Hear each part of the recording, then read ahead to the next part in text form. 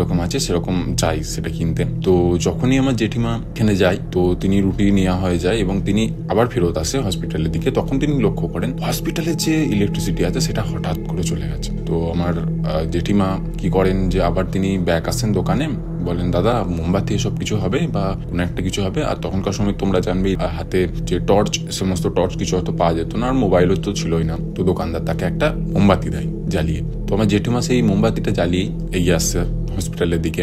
যখনই কারেন্টটা চলে যায় সেই ওয়ার্ডের, সেই আমার জেঠিমার যে ভাইয়ের বউ ছিলেন তিনি 3rd ফ্লোরে ছিলেন। তো তখনই সেই ওয়ার্ডে সমস্ত নার্সরা এসে বলে যে যার বাচ্চাকে ধরে রাখবেন, কারেন্ট চলে গেছে কিন্তু আসতে সময় লাগবে, জেনারেটর চালু হবে তারপরে আসবেন, যে যার বাচ্চাকে আগলে রাখবেন, আপনাদের দায়িত্ব। সবাই যে যার বাচ্চাকে আগলে রাখে।